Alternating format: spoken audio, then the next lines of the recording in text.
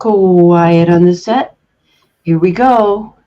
5, 4, 3, 2, 1. Hello, everybody. I'm Dear Myrtle, your friend in genealogy. Welcome to Mondays with Myrt, where we talk about anything and everything that may have come across our genea-desks in the last 2 weeks since last we met. Let me introduce the panelists, and we've got our guy Frank from Germany. He's our guy in Germany. Tell us the name of the company you're going to introduce to us today. Just the name. Decipher Inc. Yep, it has to do with understanding some of those Eastern European languages. Randy, you going to talk about AI today? About what? AI. Sure, I'd be happy to. I'm sorry, you said Anna, and I hear you. Now, Leave and Dan have an interesting connection with World War II.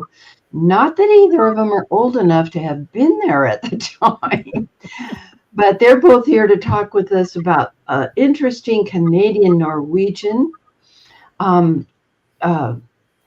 connection between Norway and exactly where Dan and his father live. Melinda is here. She also is an opinionated panelist. She and Sherry are working the YouTube side to keep all you rabble-rousers over there in line. And while Frank is helping me with my timing, be sure to tell me when it's 20 after the hour, when I have 10 minutes to go, let's put it that way. And Hillary is my co-host today. And Hillary, why don't you and I talk first for just a moment, and then we'll bring Dan and Melinda up. I'll go ahead and move these people. What is it you want to talk about today, Hillary? Well, I'm mainly doing most of my things on Wikitree when I get time. Seem to be getting less time to do things at the moment, but I know. In a couple of weeks' time, we will have just finished the next Connectathon. There's a Connectathon on not this coming weekend, the weekend after. So if anybody is on Wikitree and they're a wiki genealogist on Wikitree and they want to join in, then they can do. It's I mean, there's so many events going on. It's oh my gosh. In every month there's lots going on. Tonight there's a tech one which I'm hoping to be able to stay up to go to, but it's not. It's something like 11 p.m. or midnight here, so I may or may not stay up for it. But I mean, most of their stuff fortunately gets recorded, but it's never the same as being able to join in, especially some right there. Yeah. Some of them are done on Zoom now, so you can really interact a bit more than just watching something on YouTube. So okay. That sounds good. Yeah, this is what makes me so happy about Wikitree, is that you do things like fix broken links. And I don't know what connection checkers are, but they're checking. So it's like keeping up with the quality around here. A sourcing sprint. Yeah, and then some specific things to Alabama or 52 ancestors. Boy, they're doing a lot of work over there. That's just... I do the new member ones, not the new member one that they do on the first one they do, but they do 2 a month, and the second one I do, which is on a Sunday. It's Sunday afternoon here, so it's a better time for me. Yeah. And you know, it's good because we do one in an evening and we do one which would be a sort of in the morning. You're over in the US, and that's good because particularly being at the weekend, you might be able to catch people that don't have a lot of time to do things, and they've only just joined, and we're trying to help people understand and how to do things and understand about the apps that might be able to help them, and that the extensions to their browsers and things. So they're very, you know, we try to do our best for people. We sort of, you know, somebody volunteers, and then we can just help them out with things. So yeah, it's this kind of proactive outreach is phenomenal. Rather than waiting for somebody to click to get help, and you have a pretty good help department, especially it's the one G2G, I think. Yeah, G2G help right here, where there's some recurring questions. So FAQs, frequently asked questions, are filled in here. But this is excellent. And it's all volunteer run, and I find it absolutely incredible. So thank you for being a stand for the great work that's going on over at WikiTree. Thank you very much. All right. So let's bring up our Norwegian connection people. Oh, well, and while you're doing that, let's see who's out there. We'll see what the comments are. Valerie says, happy Monday. 82 degrees on Friday, and an inch of snow, and 32 degrees. Yeah, Mother Nature's going wacko in Minnesota. April Fool's Eve. Oh, Frank, would you remind me to talk about what I'm doing on April Fool's Day? That is no joke, okay? I will be doing that at the end. Marcia says hi. Linda says hi. And Monta, what class can I learn how to use? Oh, so Hillary, can you get the specific link to the WikiTree class for newbies and put it in the private chat, and Randy will share it for Monta, okay? Yeah, we'll do. Yeah. That's the interactive portion of the show today, guys. And hi, Betty Lou. So good to see you. And hi, Karen. Karen, did you ever tell me what it was you wanted? I still have a sticky that says you won something, a quick sheet. And I'm not sure about it, if you got it. So write to old Myrt. Maybe it's just a wayward sticky note that I should throw in the trash. But I'm still thinking of you. Yeah. And Monta is getting advice from Betty Lou to find the YouTube channel for WikiTree. And when you need to find something, let me do a demo of that. And change the screen here. Okay. So we're just going to, I already have YouTube linked here. And all you have to do on YouTube is just search for WikiTree. And you may subscribe, and when you do, you can hit the bell and tell it all. Same thing for DearMYRTLE's channel, or Genealogy TV, or Krista Cowan, the Barefoot Genealogist, or anybody. Now I will be apprised of everything going on.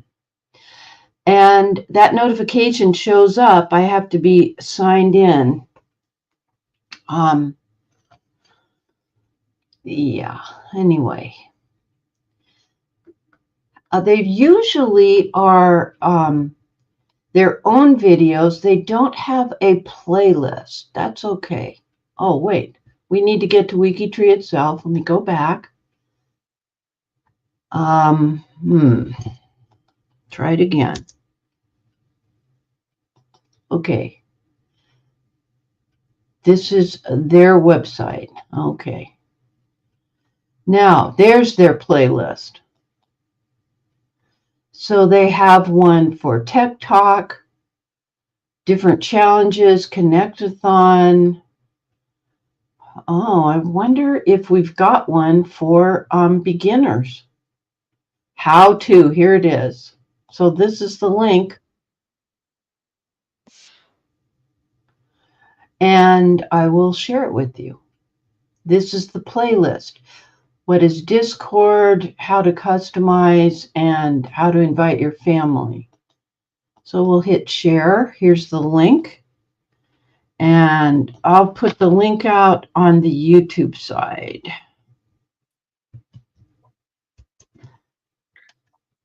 I can add the one for the new.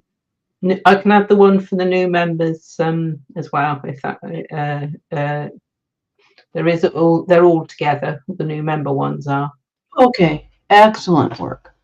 All right, so thank you. Between Betty Lou and you and this screen share, we're helping Monta figure out more about how to use YouTube. YouTube, and find help with WikiTree. Okay. Yeah, it's always nice to say thank you. And Hillary, thank you for that link. Okay.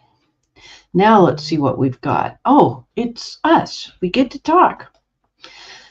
So we need to bring Dan up too, because he's part of this. So what's going on with you and Dan? Okay, I got him up here. We have got something in common. I written a blog post about World War II, and then Dan told me that he lives in the same area that some of the Norwegians were during World War II, the pilots. Mm-hmm. And the place is called Little Norway, and it's a very well-known name here in Norway. And I grew up in a military neighborhood. All the fathers worked in the forces, and my father was in the Air Force. So I knew about Little Norway. So some of my friends, their father served there. So since you were occupied during World War II by the Germans, they had to have training of their Air Force personnel elsewhere. I don't know why they picked Canada, but they did. Yeah, they did. So Dan, tell us about your little town. It wasn't that big, was it, to begin with? No, the town that I grew up in, it's called Bracebridge in Ontario's rural Muskoka district. And it's not a big place at all. At the time, there would have been, maybe 10,000 people total in the area, really a small place. It's situated close to Toronto, which was originally where the Norwegian Air Force first came. When they first came to Canada, they trained at Toronto. But as they expanded, they moved northwards, and a good empty plot of land was available in Muskoka where they would have their landing strips. And today it's actually the same area where Muskoka has their own airport now. So that tradition of having airports in that area was originally brought here from Norway. So it's a really interesting part of the fabric of the community of Muskoka, that connection with our friends in Norway. Having a training area for pilots who are new pilots, and they're flying new planes that were just off the manufacturing plant. Rosie Riveter just finished the job, kind of a thing, and they were newly designed. Accidents can happen. In the case of Mr. Myrt's granduncle, trying to figure out which generation. He died in a training accident in Florida. Luckily, where he trained was not near a big city.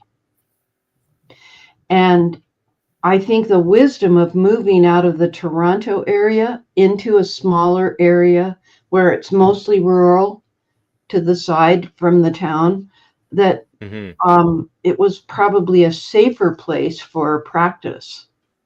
And one of the unique things about the area of Muskoka is it's mostly lakes. So they could survive. And in many cases, I think they would, aim for the lakes Yeah. when all else fails. Yeah. Yeah, because you could, I'd much rather, if I had to parachute out, I'd want to land in a lake and not on a hard surface, although I would quickly be taking off all that rigging real quick, like, oh my gosh. So, Leave, do you have any thought that your ancestors and those of your friends who served in the Norwegian Air Force actually went to Canada for training, or is that speculation, or were they trained before the occupation? How did that play out? Oh, I'm sure they were in Canada. They didn't speak much about it, but we kids, we knew the kind of service that different people did. So this guy who served in Canada, he lived in the same house as me and my family, and we used to spend time together on New Year's Eve. So I sure did know that. And another of my best friends, both her mother and father, did very difficult work during World War II. In my blog post, I've listed a lot of films, and one of them, which is quite new, is called Number 24. This is about a very brave man, and he did a lot of sabotage actions in Oslo and in Norway. And my friends' parents, they both did a lot of actions in Oslo. Her father did 70 missions in Oslo. 70 or Yes. 17? 70. Oh my gosh. They usually got to go home like at 40, and that was considered a lot. But at least in the British, in the Royal Canadian, I had a grandfather-in-law. After 40, they could come home. Yeah. That is incredible. The thing is that his name was William Holder, and his wife, she worked in hiding in Oslo. She hid people like him, and the saying is that she was even braver than he was. When you're fighting for your country, you may be having to follow along in your fine tradition. Mm-hmm. Okay. I'm going to ask the panelists to please, not the panelists, the people on the YouTube side. I'm seeing all these comments that are way off topic, like about Discord and things. And I'm trying really hard to keep up with the topic things today. So maybe it's me. Let's try to just kind of today keep on topic to help old Myrt along.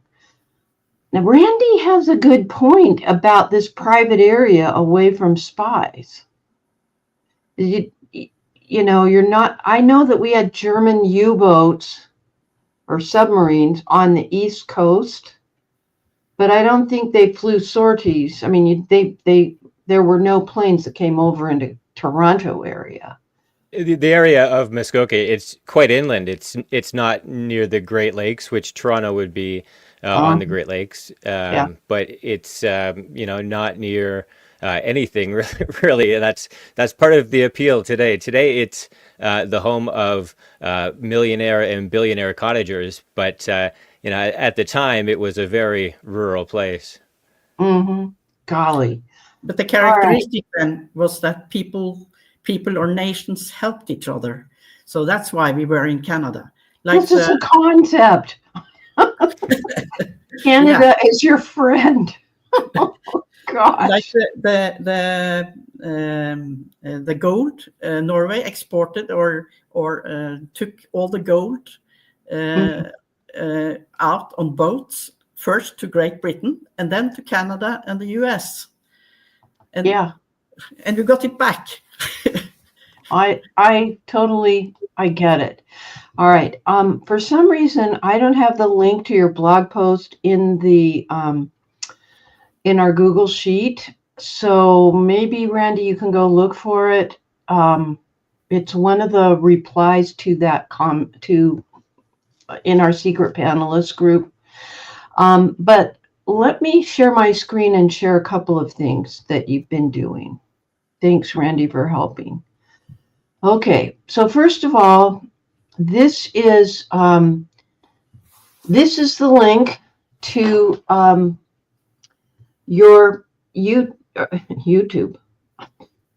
You were at Roots Tech. You spoke there. We mentioned this before.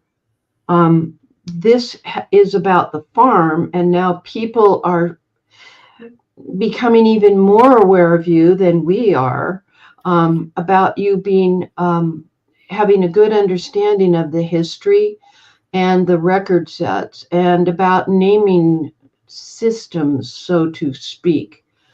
But this website that you shared with me is extremely intriguing. I'm going to share this link while Randy's busy searching for your blog post. Tell me about scramble.no, which I know is for Norway, /TNG. Yes, it's a database, a website where they have a list of all the those who were in the Royal Norwegian Air Force, and they try to make it even better by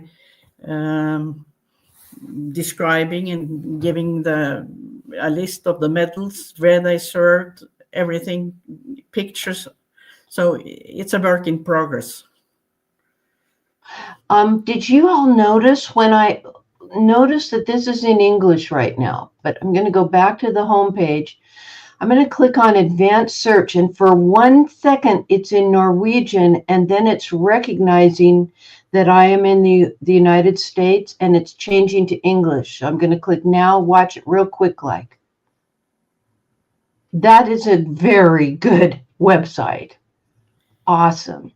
Okay, personal ID. May we look for your father here?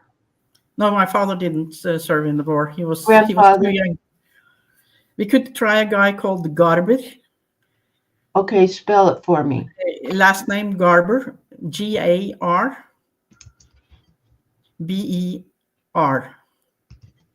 Okay. B for Bridget. And say what came after that? It's not a V, but a B for Like bumblebee? Mm-hmm. Okay. So all the right. picture I gave a link to was the Norwegian prince together with this pilot. All right. Nothing. Oh, sorry. Oh, great. Okay, well, let's pick one. What's a common name like Smith? Hansen. Okay. Hansen. Thompson? No, I don't think so. Okay. Well, but show spouses if you wanted. Okay. Yeah, we have one here. Okay. So now it's not giving me English. No. But I can figure this is his given name, or this is his whole name. Mm-hmm. He was likely born in 1923. Is this an area? He's a male. The sex is male. Okay. But it might be possible that you could, if you're in Chrome, that you could right click and find the translation aid there. Yeah. Ahaha. Okay, you got it.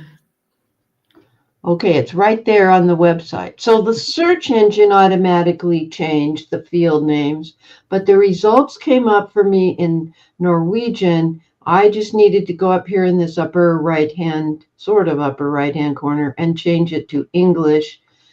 And now some of it, there's no, well, am I in English? Yes. Let's see if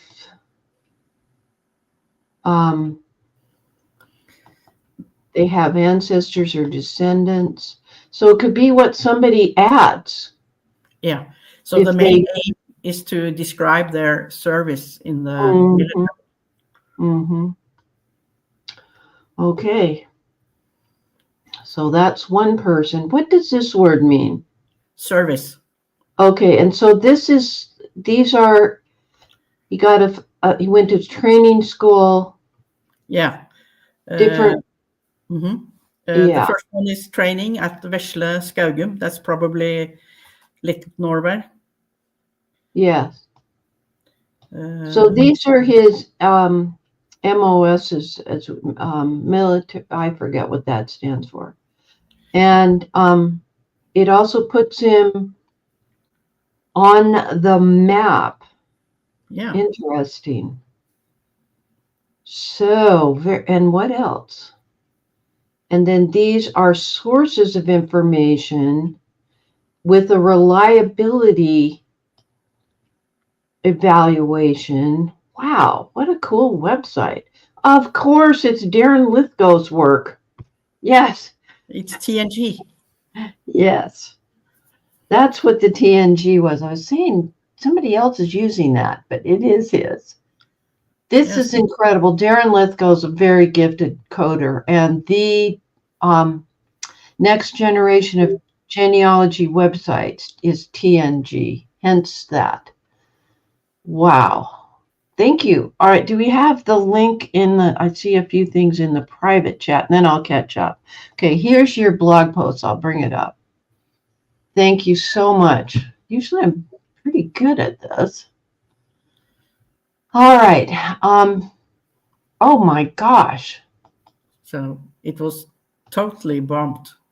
And many, not many, but about eight towns in Norway were totally bombed or burned. Oh. And the reason I started to write about this was I got a few questions after my webinar about how to find those who fought in the Second World War. Mm-hmm. And this is the area where my great-great-grandmother lived. North of Trondheim, where we met you. Yeah. Okay. So I have given links so people can read more about it. And I got a lot of databases to if they went to Sweden and stayed there during the war. Mm-hmm. There is a list of all those who died. About 10,000 people died. Norwegians died. Yeah, you're there. Yeah, we'll let that fill in. And Scramble is the one we looked at. The prisoners. My grandfather, he was a prisoner for a short time. He was taken hostage because of the heavy water actions. Okay, so does this mean yes, I'll take all the cookies or not? Yeah. This one is yes. Okay. Everybody. Okay. So those, okay, it's 12,000, not 10,000. Okay. Okay. That's just, now tell me what is happening in May. 200 years of your Constitution? No, this year it is the Jubilee for the first emigration from Norway to the United States. Oh, okay, that's what it is. Okay. Incredible. So apparently Darren Lithgow, who happens to be a coder, we can move this, decided to use his genealogy management program to keep track of these people that served in the Air Force. Did they call it the Air Force? What was the actual name? In English it is, but Norske Flyvåpen. Okay, yeah. So And- they have just used his technology to make this database. Yeah, it's a very good use of his database. And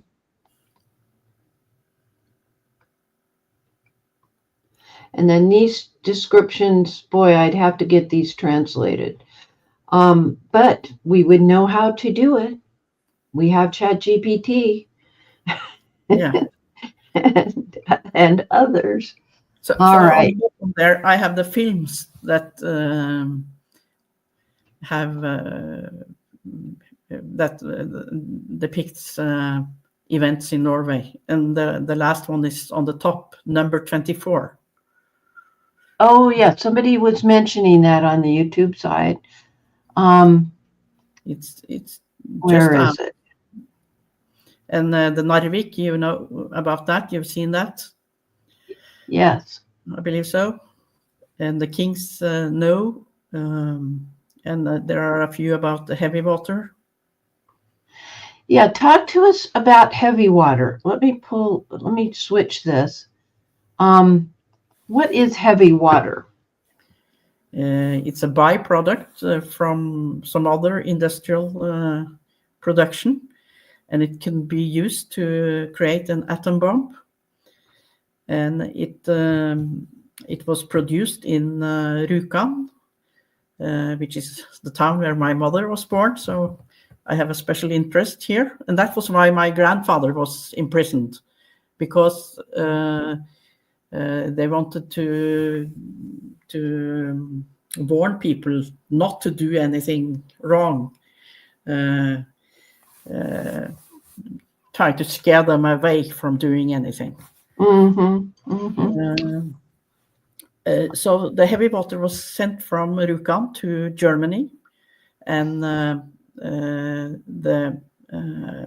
government in Great Britain, because the Norwegian government was in Great Britain under World War II, they decided that they should try to sabotage it, and they had one action where British planes tried to bomb the place, and it was not successful. And then later they decided to parachute 10 men on the top of the mountain, on the mountain plateau, and from there they went down to Rjukan to sabotage, to make an explosion so that the plant was destroyed. So I recall when we went to Trondheim that we went to that regional archives that was in a bunker for submarines that the Germans had built. They wanted to clear it away and build something there, and finally they decided to make an archive out of it because it was they couldn't bomb it. It was, the walls were that thick and all the rebar and everything. So apparently this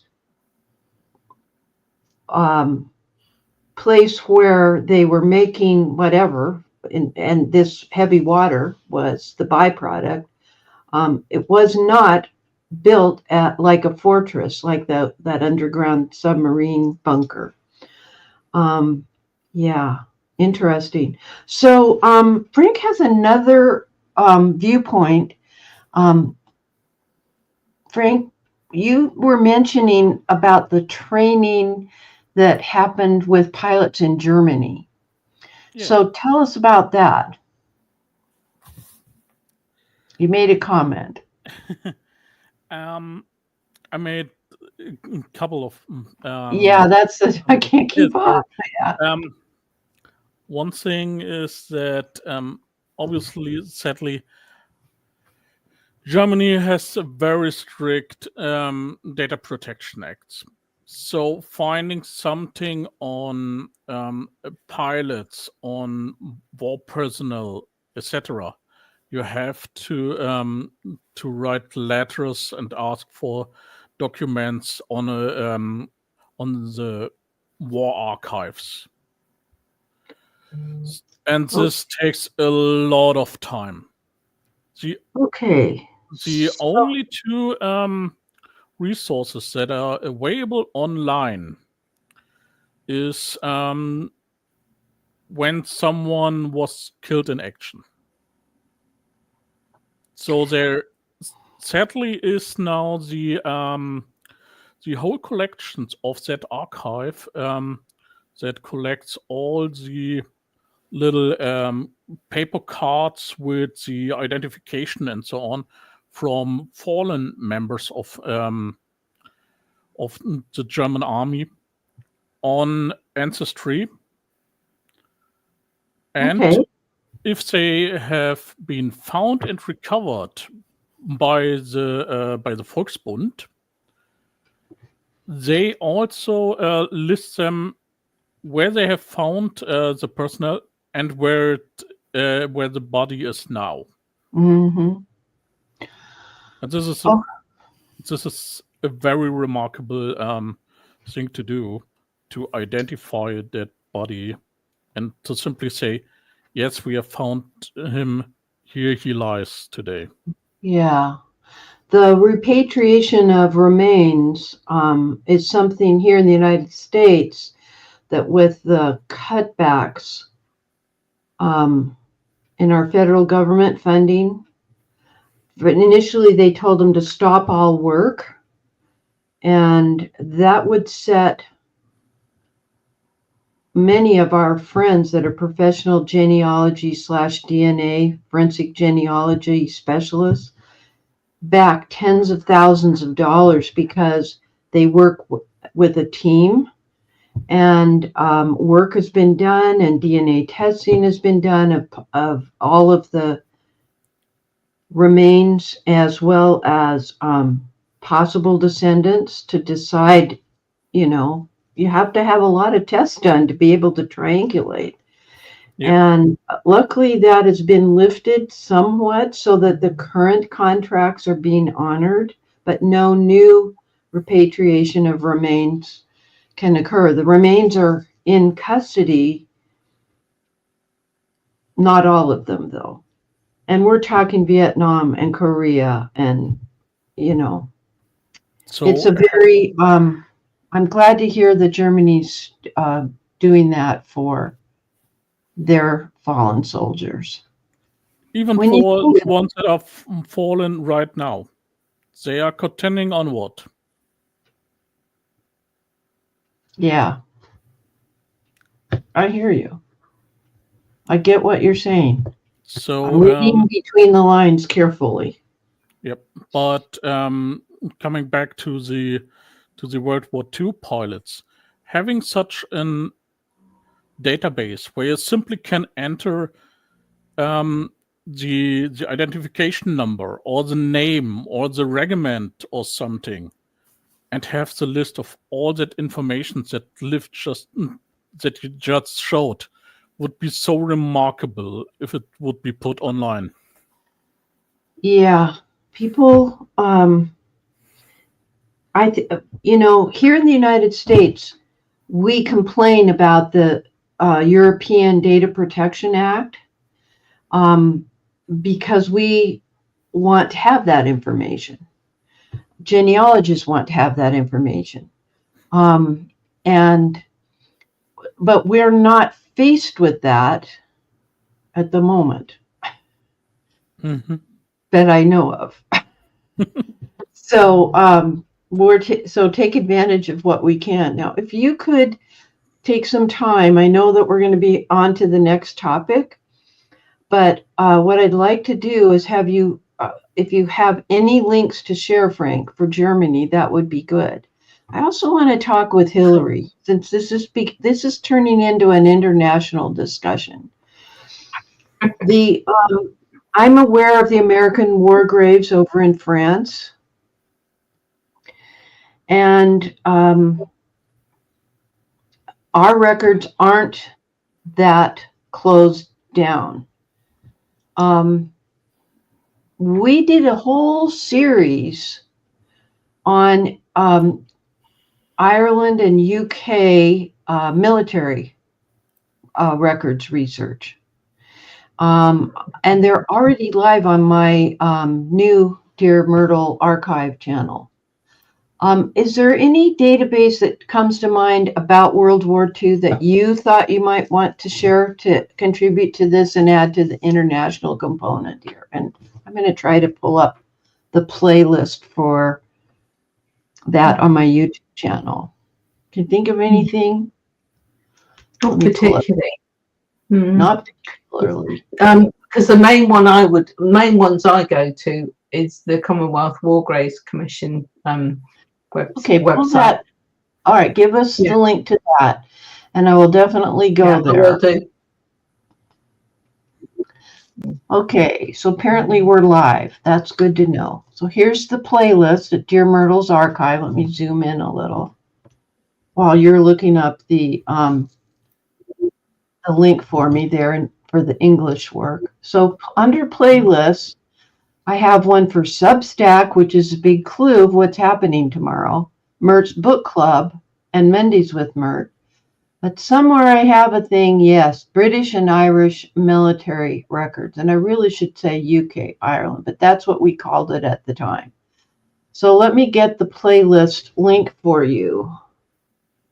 And this was a study group where we had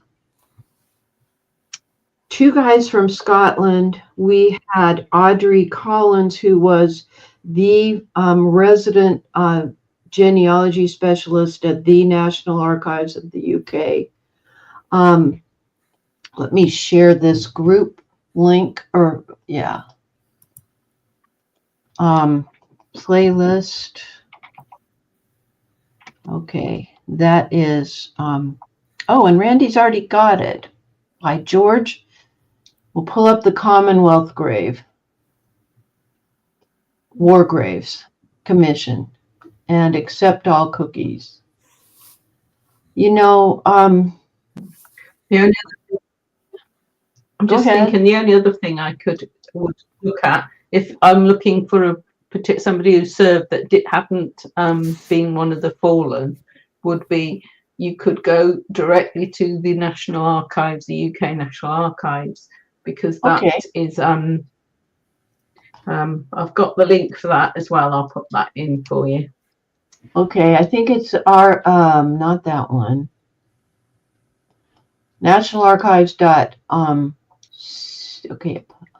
accept, close. Okay, search the catalog. That looks interesting. Official Secrets of MI5 Events Program.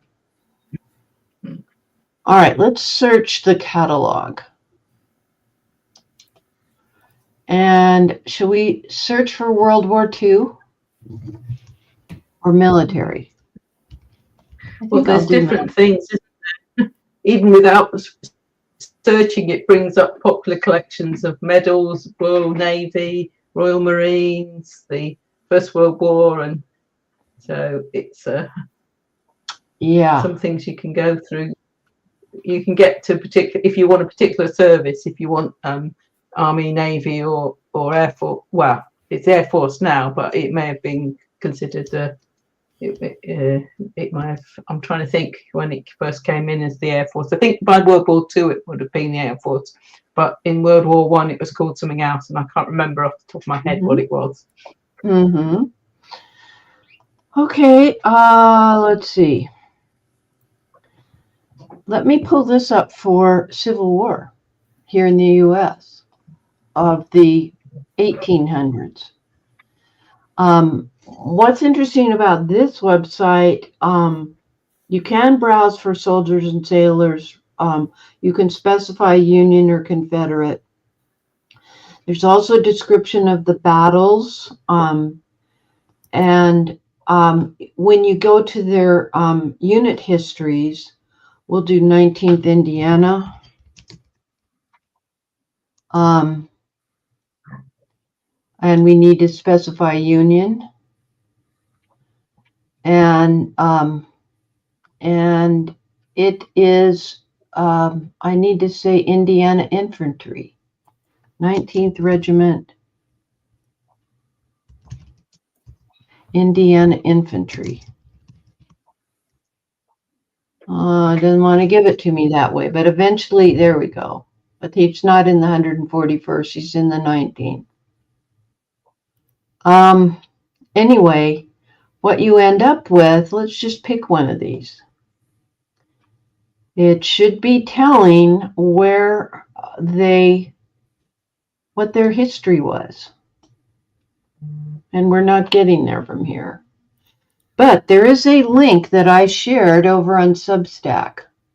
And I shared it also over on the YouTube or Facebook, substack.com home. Let me sign in. And I have to give my temporary secret number. You know, people complain about this two-part authentication, but I'm kind of glad to have it. Okay. And I'm going to go to DearMYRTLE's Village Square. And what's better, soldiers and sailors? Our friend Bob Velke, let me share this link. We'll find us here. Okay. Who's also a database guy. He's the creator of the Master Genealogist, which is no longer being supported. And he has improved on the National Park Service website for which is what this one was or is. And you can do better phonetic searches and use the normal Boolean wildcards, Boolean searches. And it has a method that hadn't been developed at the time the volunteers created this database here at the National Park Service, which was automatic handling of abbreviated names. So so we're giving you that. Let's see if it got over on the other side. Thank you. Thank you, Randy, for doing that.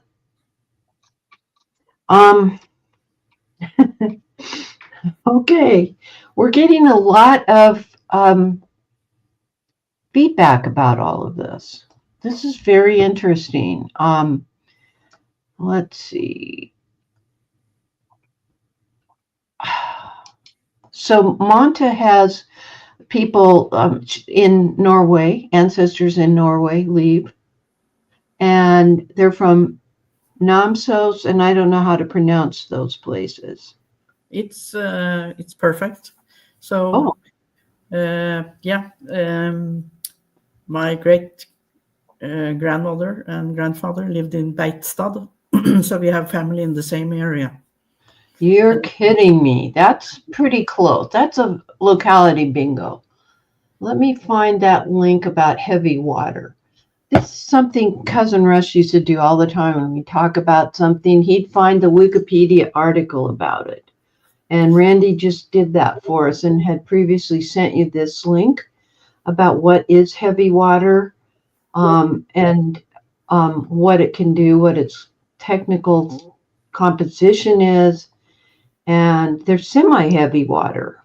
Who knew that? And thank you for that, Randy. I appreciate it. It really takes a village to do all this. Okay, I'm going to go to Family Search and show you how you can find information about military records. And what did I do wrong? Oh, I didn't get rid of all that. FamilySearch.org.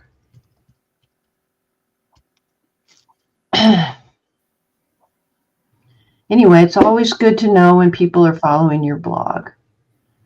Yeah. All right. Got to sign in. Let me go do that on a different screen. I've just looked at the Commonwealth War Graves Commission one, and there's 107. There's 117 war dead on that were American.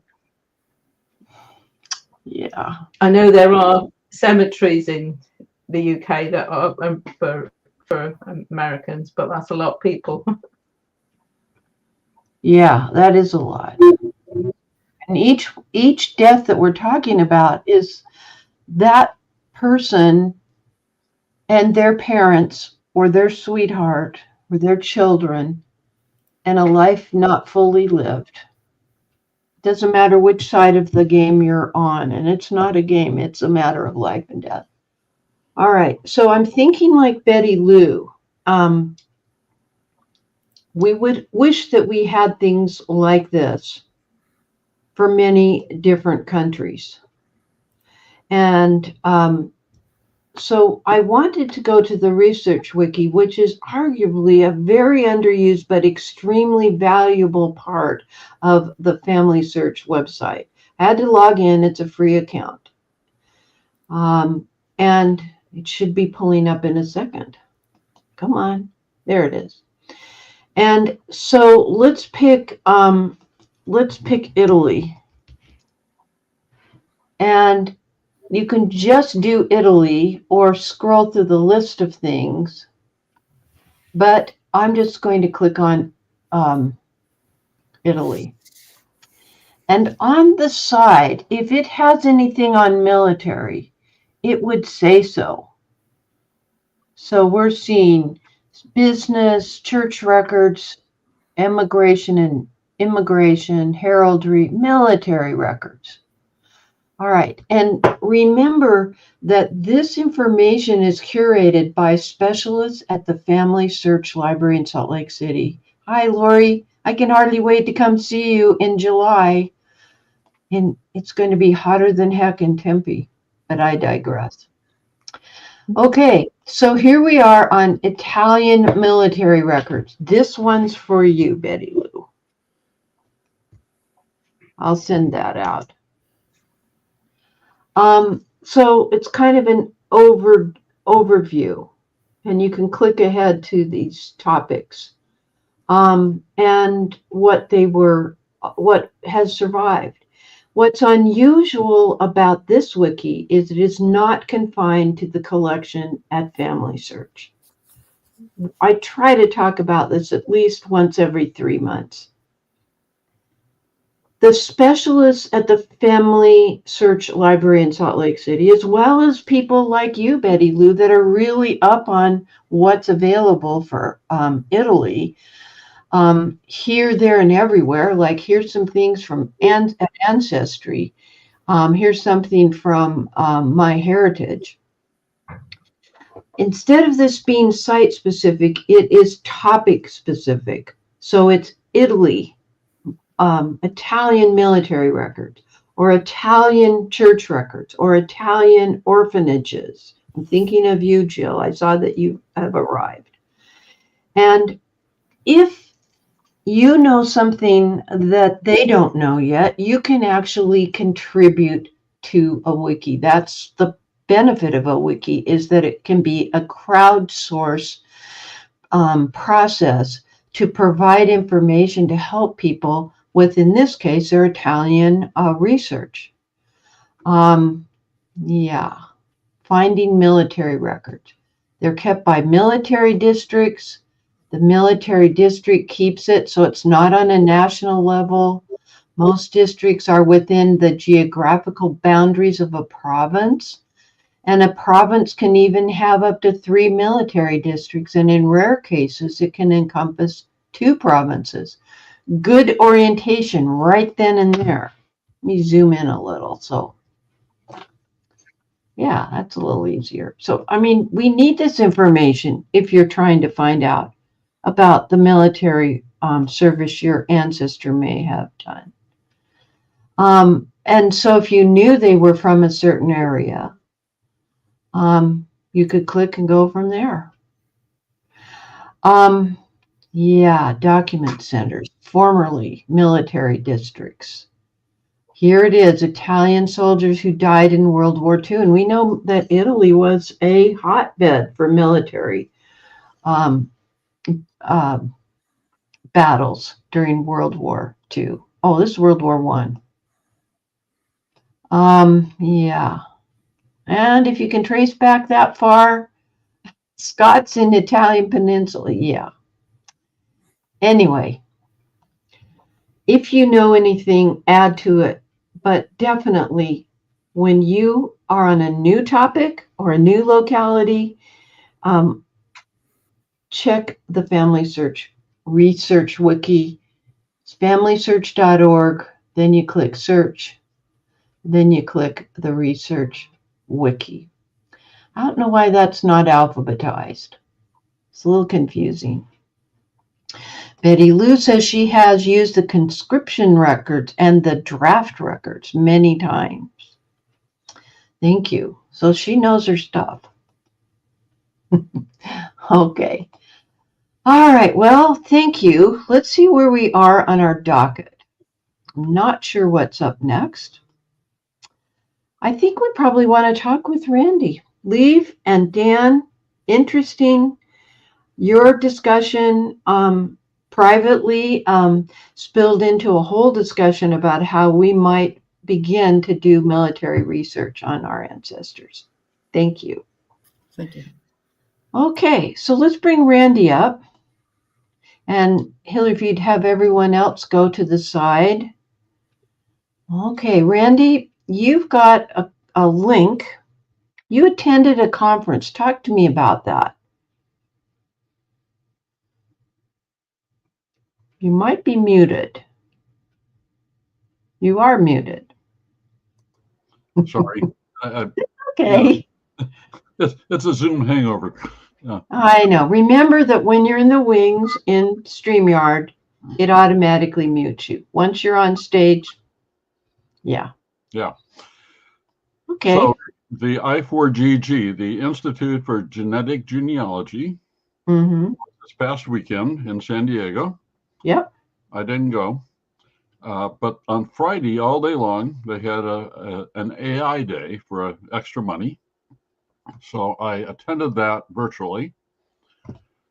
And it was Steve Little and Mark Thompson. Our favorite, yeah. Our favorite guys. And they did 6 sessions.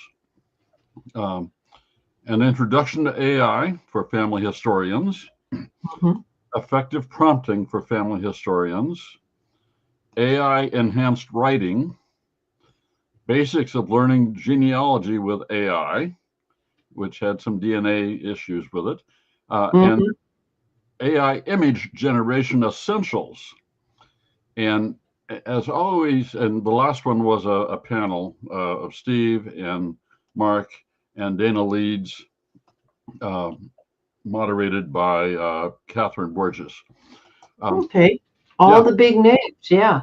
Yeah, it was excellent, especially if you hadn't been doing much AI. Now, frankly, the only thing new for me was the image generation, and that's because a couple of days ago, before the weekend, ChatGPT and Grok introduced better photorealistic tools, and you actually can do those online now for free, but limited. I just put in just now 2 links for 2 of my pictures. I just made this one picture. I'm in the private chat, Pat. I'm sorry. Okay, I'm pulling it up. Yep. Oh, I love this picture. So the old picture is the surfing genealogist, you know. Yeah.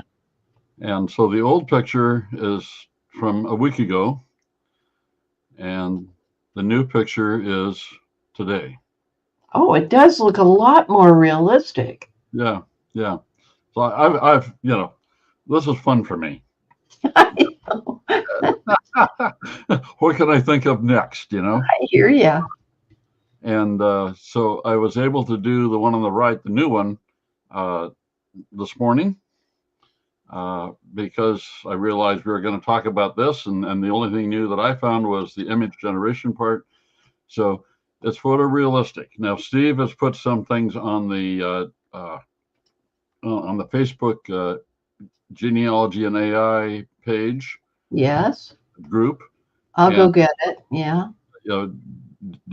Different comparisons, and so he's done a lot. Mark's doing it again with the free. I could do one 7 o'clock this morning, and I could do another one at 8:30 this morning, because they have limited access for free. And that's how they're controlling it, by the number of queries you can make. Yeah. Okay.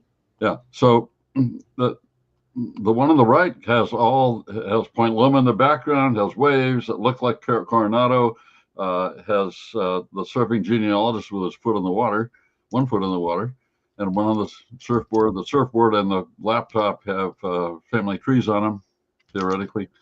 They don't do trees well. Anyway, but we're getting to, and they made a big point of it about, you have to confess that you're using AI when it gets to be photorealistic. Yes. Okay, I just shared the link to the group on Facebook that you just mentioned. I went there and I clicked this share button, which they don't like you to join it from my inviting you, but I can share the link. That's just basic protocol in the genealogy vertical. And I always make a note if I'm using AI, whether it looks AI-y or not. Here's that report of his State of the Union address on artificial intelligence, our friend Steve. And I think from the topics that you mentioned, like effective prompts, I think that's a big deal. The second image down was the right post. Not this one, but this one. That one. Oh, where they compared ChatGPT, Grok, and Yeah. Oh, okay. Claude is a bit Lego-y. No offense. Claude doesn't have an image generator at this point, other than no, it doesn't. No. Yeah. Gosh, Grok's looks really interesting. Grok is very good. They don't think that is realistic, but they thought that ChatGPT and Gemini were the most realistic. Copilot has too many railroad cars in it, probably for a dog. I think so. And Grok has too many boats in the water. Yeah. And people walking on water. Yeah. Yeah. So I only know of one person that supposedly did that. So. But in 2 minutes, you can do these things that you couldn't do a long time ago with anything, but your imagination and try to use Photoshop. Even literally as long ago as like last November, when I was doing when I was using Copilot and ChatGPT to try to create a graphic, and suddenly this mother had a third child, even though I said a toddler and holding a baby. There was an older daughter, maybe 8 years old. I didn't ask for that. So things have improved greatly. This is intriguing. Yeah. Now, Steve and Mark actually, I think, did a family tree webinar simultaneously, just by switching each other off on Friday, and this was Friday, and if you have, it's part of being a paid member on Family Tree webinars, so not everybody can see that for free. But that's the image creation part. Yeah. So that's what they added. So, to me, Family Tree webinars is just like being in another society with all the best speakers. 170 a year. I know, that's just amazing. They're doing. You get it for 25 on a deal. Occasionally. It's a very good use of your education dollars. As far as they're doing a 24-hour marathon, and this is the link to it. Let me share that. Since you're talking, There we go. So it begins Thursday at 5 p.m. Eastern Time, which is 8 a.m. Sydney. But they're running the gamut: DNA, using social history. Yeah. Some very specific to a website. Let me get this so that it's, make it full screen that way. Scottish information, tracing. Oh, this is Gregory. I met him, even had dinner with him at the MyHeritage Friday evening event. DNA, and not always the person you're used to hearing from. But these are all well-known names. Dispelling the 1870 brick wall myth in African American research. Clustering and how to use labels. I'm still going through this all. Oh, Linda Harms Okazaki. I think these are previous things here. Yeah, webinar replays. So on the so you can register for free for this 24-hour thing, and you can see that event with few exceptions. It's anything in the last 5 days that they've presented, you can see for free, except for when Elizabeth Shown Mills did her thing, or in this case, that presentation that Steve and Mark did on AI. So there are exceptions, but amazing amount of education. And please register for it. I mean, when you look at the things that have been discussed, I mean, if you were to redo this particular set of graphics with the new things that have happened, these graphics would look almost perfect, picture perfect. I can relate to this. How fun. Okay, well, thank you very much. You're keeping us on top of what's happening in the world of AI, and we appreciate that. Karen Contrast was there, apparently. Oh, was she? In the chat, yeah. Oh, okay, cool. She gets around.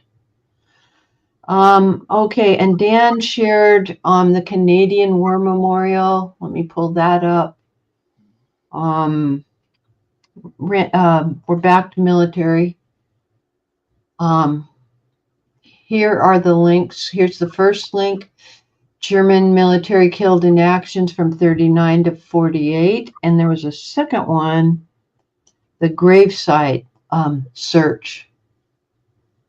Thank you for adding these, Frank. I really like when we can compare and contrast what's available for various countries, so that we're learning accessibility can vary from location to location, etc.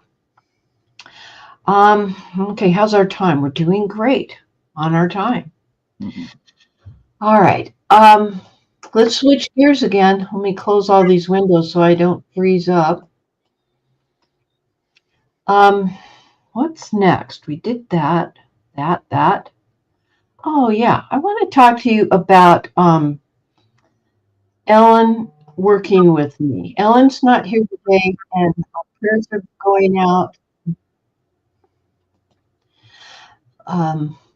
Her son is not well, and she went home early, and then also just mentioned, although she planned to be there to talk with us this morning about Forever, because she's helping me learn to use it.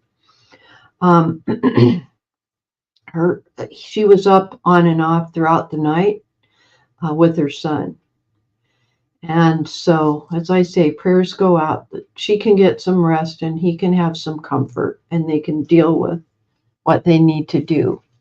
Well, this is the video link where she first was encouraging me to upload some files at Forever. And my part of it didn't, my questions and her didn't get recorded, and that's okay. We have technical challenges from time to time, but she was orienting me to this service called Forever. And now I want to show you by actually logging into Forever what it is I have discovered. And as a possible, let me log in off screen. She literally, this is the point that I'm going to talk about, where you can upload files. I, in fact, did upload some files, and I'm going to show you how I did that. I just went to the upload button, and you can not only drop individual files, but you can upload a folder. And here, I'll show you the problem. Let me, and how I'm planning to overcome it. Just haven't done it yet.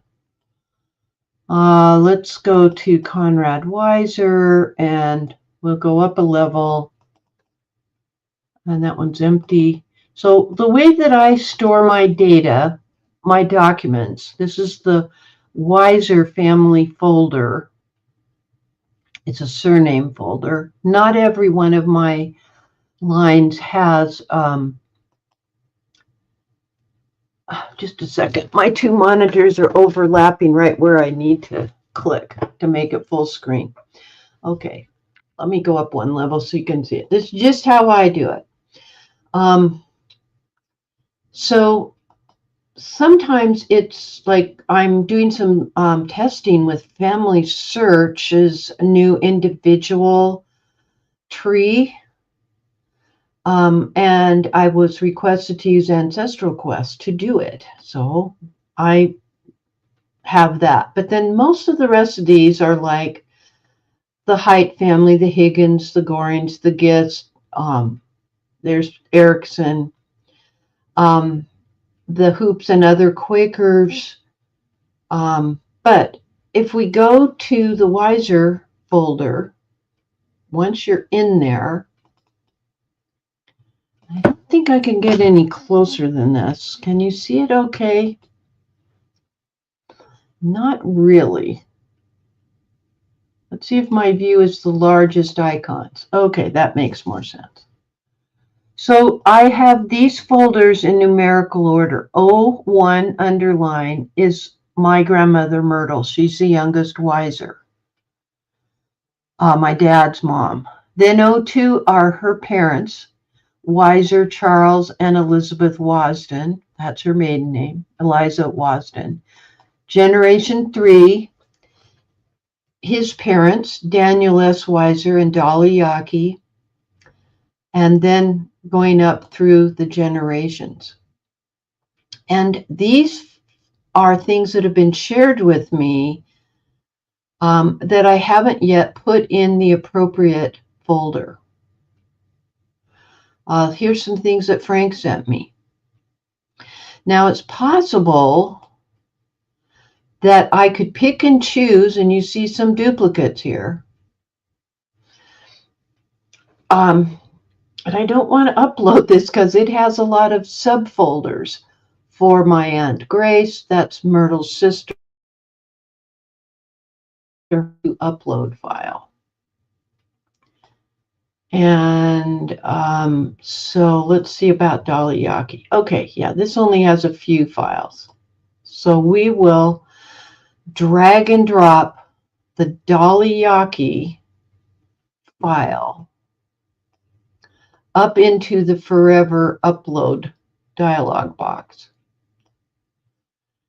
And I want you to see what happens. There are two files that are not supported, and these are the supported formats. Certain photos, PDF, certain videos, and certain audio files. And it may be that it's too large a file, and that might be why it's not supported. but it brought in most of the things. Now let me see what this is. Let me go back to the folder for Daniel. And we will open this in Snagit Editor to see what it is. I mean, all it is the 1870 census. It's a BMP file. It's a bitmap file. And, okay, later. So it doesn't support bitmap files. I understand that. So and these that are the 1870 Illinois census, since bitmap is not on the list, I'm going to have to open it in Snagit and save it as, or export it as a JPEG, PNG, TIFF, whatever. So these two did not get uploaded, but the others did. And this one has a red line on it, which in the original, it has a red line on it. So I'm pleased with that. I could keep going, or I'm done uploading. But what it's done is it has now put these in the order that that they were created, not the order in which I uploaded them. And I don't think I can change that. So I've uploaded several files. What I need to do in the future, first of all, I have to categorize all these and get them back into a folder that matches the name of the folder on my hard drive. And from now on, when I pick a folder to upload, I will see nothing but folders here, or albums as they are called. Rather than folders, they're albums.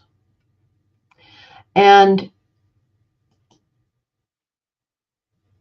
I will see albums, and then I'm hoping that if I just do one folder at a time, I'll then immediately take that upload group that is not in an album and create the new album. What else do I need to do? One of the things that she taught me is that if I label this as somebody, tag it as a person, it happens that it's part of the name of the file. I can then do photo recognition. One of the other things I noticed is that when I was uploading files, if it found a duplicate, I had to override it and permit the duplicate to go forward. For instance, this one's kind of interesting and not very useful. This particular one was a single scan of my mom, my mother again, and then my mother is a little girl. I forgot about that picture. Anyway, that was a scheme that we used years ago when we put more than one photo on the scanner. And you see I have since then taken and made individual photos. And I guess on the back it says me and Jack. And there are the individual photos. So luckily, I've done pretty well adding this when I've done a scan, adding some identification or label. What I'd like to know, though, is from my panelists, what you think about this. And from those of you on the YouTube side, what do you think about this for maintaining? I'm pulling you all up on the panel, just not leave. She stepped away. How are you at A, labeling your photos, or B, finding a place other than your hard drive? I have, other than your hard drive, to keep your photos. Hi, Jill. I actually like my system. I like my system that I use right now. Oh, okay. Yeah. which basically is, and I file everything the same way. So my photos are filed the same way as my artifacts, or that sort of thing. I try not to get too granular because I find I lose things too easily. So I do more cross-referencing with my computer. Every photo is a something in my computer, and so I say where I'm putting it. And so if I have the real thing, I put it in my artifacts, which are 3-ring binders. And if it is just a photo of a person, then I will file it under I have it separated by grandparents. Not anything more than that. It goes in there. And then the identifier it's a smart identifier, sort of like what you're doing, but I label it whether it's a book or a letter or an article and that sort of thing. And then I have five or six files. One's for documents, one's for photos, one's for research reports, one's for, I'm forgetting what they are now. But I've got 5 of them for every one of my grandparents, and everything goes in there with a smart, and I organize it by record type. So if I'm looking for a document, I'll look under text, and I'll look under and their name, and I can see what I've got. So I have found this system to be very easy for me. I don't worry about filing it any more granular than that. And if I forget, or those pesky married names, do I have her under a maiden name, or do I have her under a birth name? All those questions go away. I have a question, Jill. Okay, speak up, Frank. Move your mic closer to your mouth. Sorry. I have a question, Jill.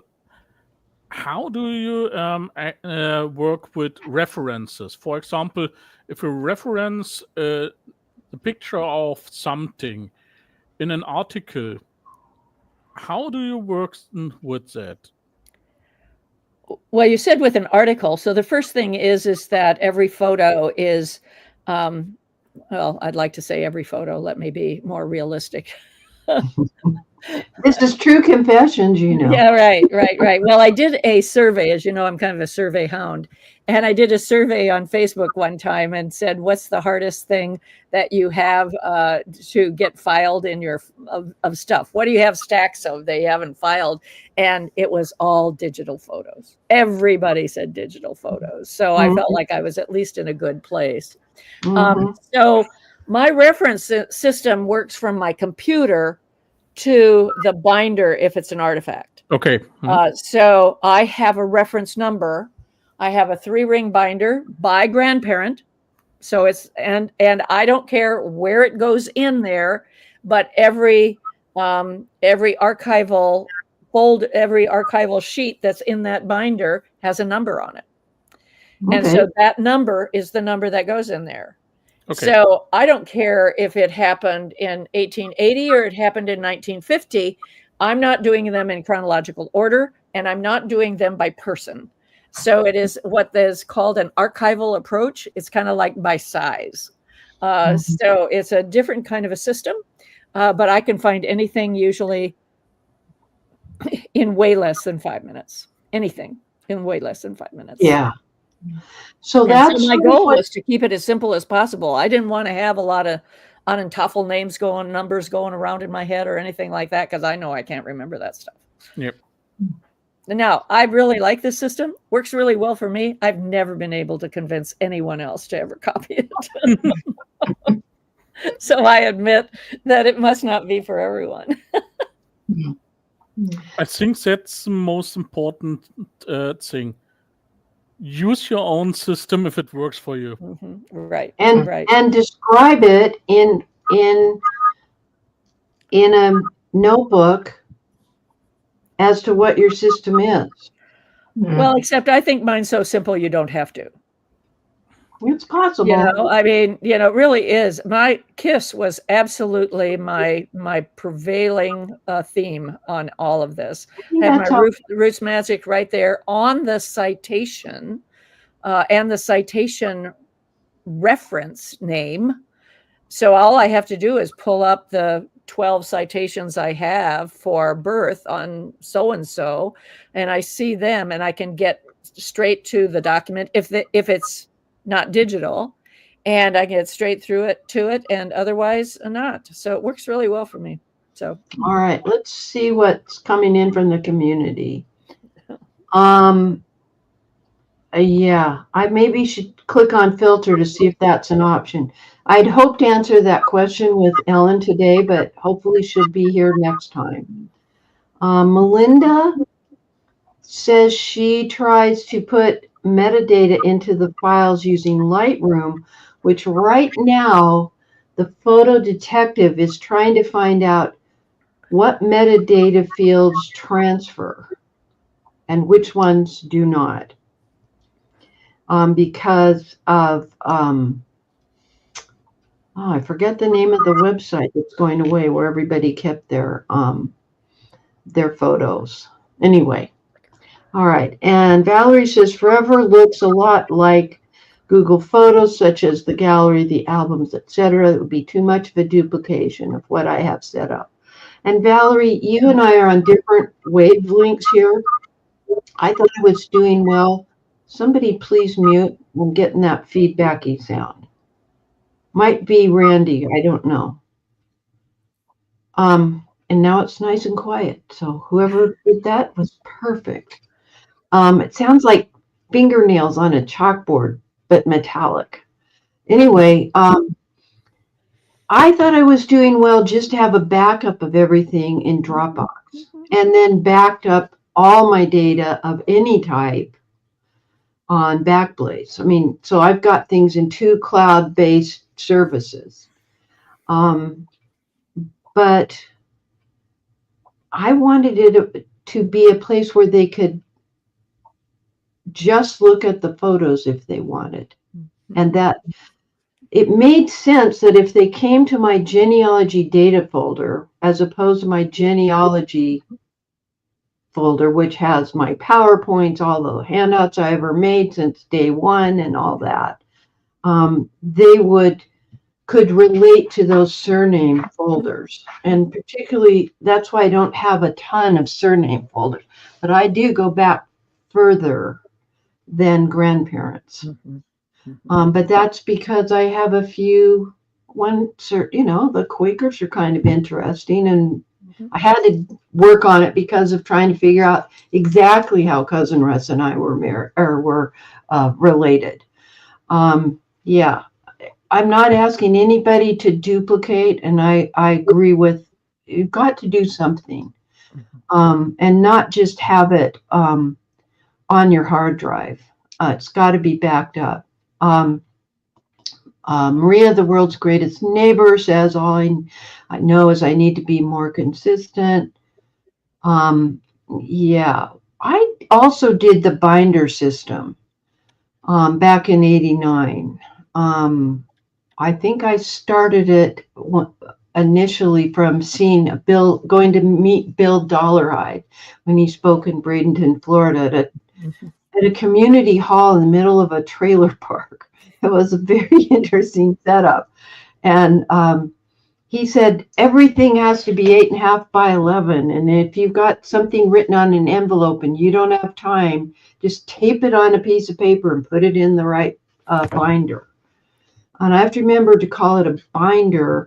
Here we tend to call them notebooks. And that means something different over in the UK. So one of the things I'm doing is I'm culling stuff out of my binders, because back in the day when we had to have a copy of everything, I made copies of everything. Printed out family group sheets and stuff. Yeah, well, and census records and all that sort of stuff. And it just seems so ubiquitous now that it's just not necessary. And it's on a free site called Family Search. So I'm starting to eliminate a lot of things from my binders, and reducing the number of binders to those things that are terribly unique to the family. Mm-hmm. The precious unique things. So I think you have to do that every once in a while also. Yeah. Remember when we used to go to the genealogy department of a library, and there were somebody just printed out all their family group sheets and a pedigree chart. And Or that was, obituaries. yeah, and we just don't use that anymore. Mhm. Okay, Dan, you were saying something about files. Yeah, one of the things that I use a lot in my kind of archival workflow is I'll put in the file names of the source files things like a keyword. So, for example, one of the file names could be John Harrington, Cleta Philby, Marriage, Ridgetown, the Windsor Star, and the date. So I've got the source, I've got some keywords, and especially on a Mac with the Spotlight search, you can type in anything and it'll search through your file names and pull up kind of specific keywords. So you can add kind of like a basic form of metadata right to the file itself. And that's also kind of cross-platform and multi-application. So a file name is something that's transferable and can be interpreted by a lot of different applications out there. Okay. All right. Well, thank you for that. I just looked at the clock and we got so absorbed in this topic, we forgot to say, hey, it's time, Myrt. Yeah. All right. So, he's saying time.